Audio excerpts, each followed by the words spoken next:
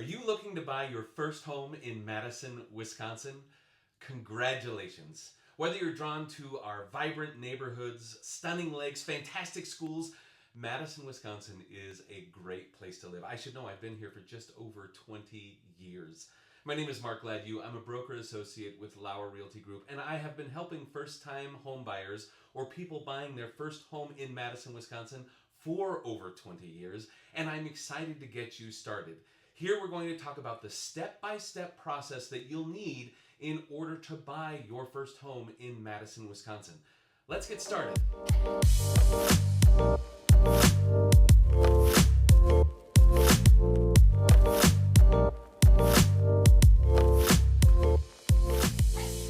The first step is assessing your financial situation.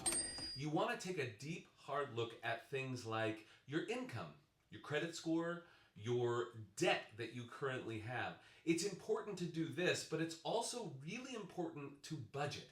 So budgeting means you're looking at the payment you're currently making for housing. Let's say you're leasing an apartment in Madison or the surrounding areas, or maybe you're coming in from out of town and you're going to be purchasing a new home in the Madison area. You want to know what your financial situation is so that you're comfortable when you take on the next step. The other thing to note is in Madison, people are putting anywhere between 3 to 5% down on their first home. Now, you've probably heard a lot of people out there say that you need to put 20% down. And if you have 20%, that is an awesome start to build your equity. However, you don't necessarily need that 20% down. In fact, you only need anywhere between 3 to 5%. The other thing to understand is that there are some first-time homebuyer assistance programs in places like Madison and Monona, and I'll put those up on the screen so you can see exactly what they are, but you might want to take advantage of those as well. Okay, we're on to the next step, and that is getting pre-approved for a mortgage. Pre-approval is essential when buying your first home in Madison, Wisconsin, and that's because without that pre-approval, the seller and the agent you're working with, the real estate agent, may not take you seriously because you haven't taken the time to go through all of your financials and get a pre-approval from a mortgage lender. The best advice I can give here is use a local mortgage lender. We have a lot of people who come to us and they're looking at internet mortgage lenders, they're looking at mortgage brokers, things like that. Now, if that's something that you want to do and you're comfortable with that, then we will walk you through the process. However, using a local lender oftentimes helps because they actually have access to telling you things about their fixed rate home mortgage programs. Maybe you're looking at an adjustable rate mortgage home loan program. Maybe you're looking at one of those first-time buyer home loan programs and you need more information from a local lender. So the best thing you can do is start with a local lender, and we have the names of a few, whether you're looking at credit unions, local banks, whatever it might be. We can give you access to that information so that you can start the next process, which is getting your pre-approval. Okay, now it's time to dream. This is where you're going to define exactly what you're looking for in a house. What do you need and what do you want? Do you need 3 bedrooms and 1.5 baths? Do you need over 1,000 square feet? Maybe you need a garage. Really define what it is that you need, and then some of the wants could be things like fireplace, a fenced-in yard, an open concept. But be open to the idea that there may not be everything you need in a house, and so really clearly define what it is those are. Maybe you want a walkable neighborhood like the Tenney-Lapham neighborhood in Madison, or Shank-Atwood, or over on the west side you might want to be in the Dudgeon-Monroe neighborhood or Shorewood Hills.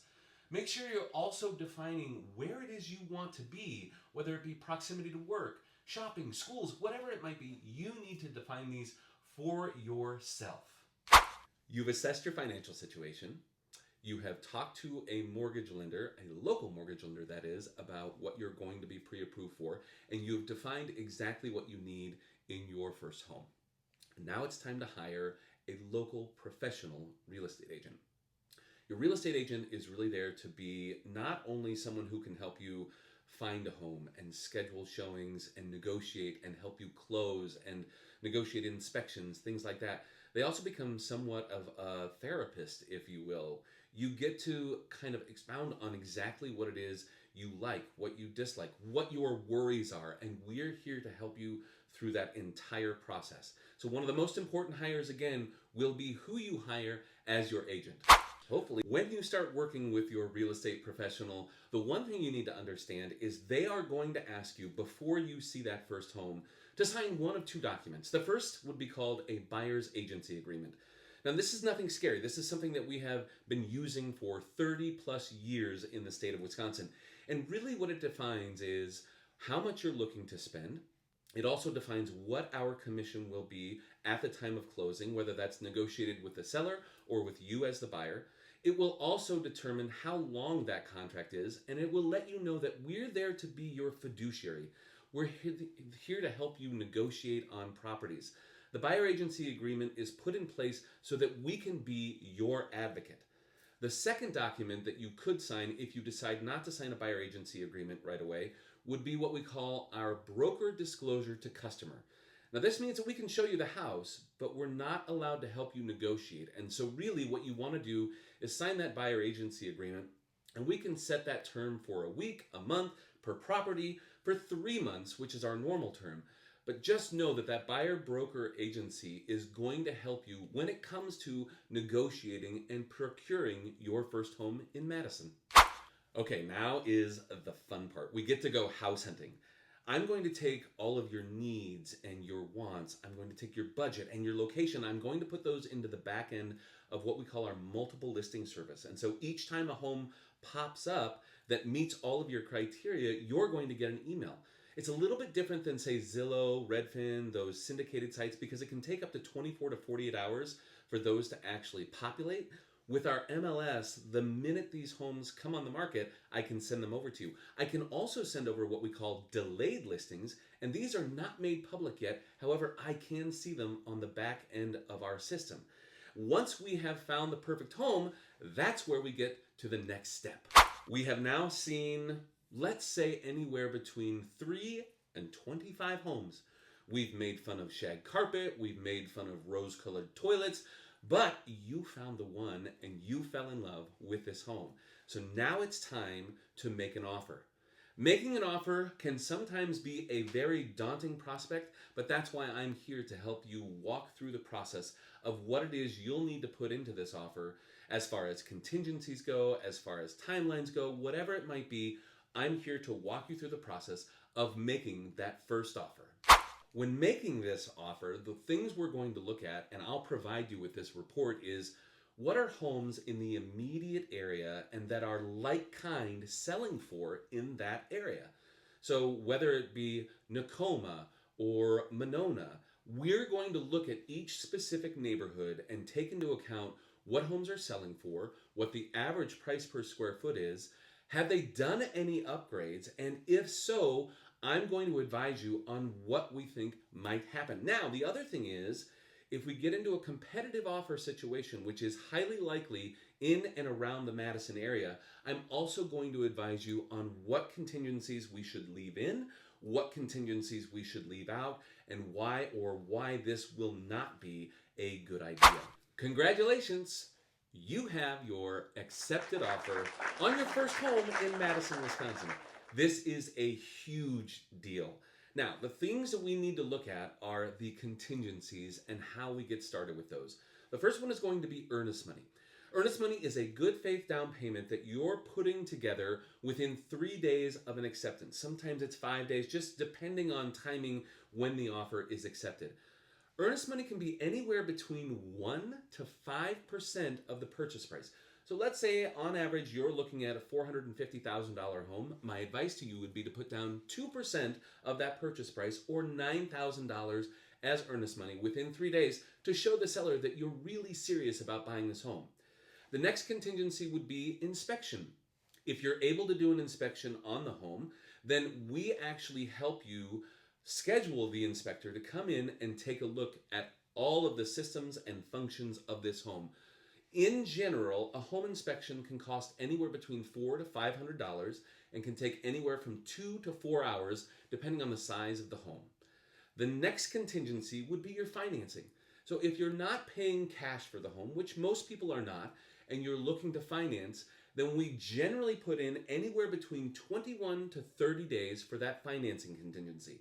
The reason we have that little lapse is because some banks or credit unions offer a very speedy process when it comes to getting your final loan commitment letter, and some take a little bit longer. It can also depend on time of year. So let's say that you're buying a home in the spring or summer.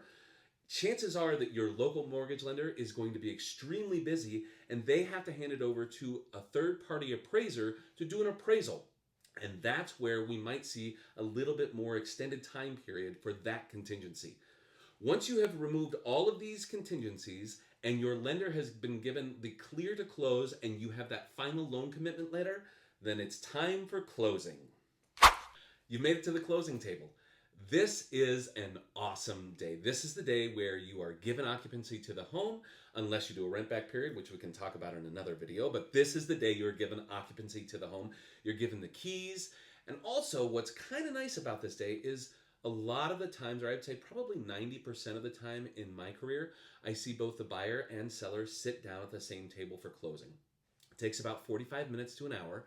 And when you're done signing your mountain of paperwork for your new 30-year mortgage or whatever mortgage it is, then we have a chance to sit and talk with the sellers about what might be some of the quirks of their home. What's garbage day like? Is there anything else I should know about my new home? And that's why it's such a special day. So congratulations, you made it to closing. Buying your first home in Madison, Wisconsin is a really exciting journey, and I can't wait to help you every step of the way. If this information has been useful to you, if you wouldn't mind giving a subscribe, a like, maybe even share this with someone you know who might be looking to buy their first home in Madison, Wisconsin. As always, we appreciate your time. Glad you stopped by. I'm Mark Gladue, leader of the Gladue Group, along with Lauer Realty. Welcome to Madison, Wisconsin, and our YouTube channel, Glad You Stopped By TV.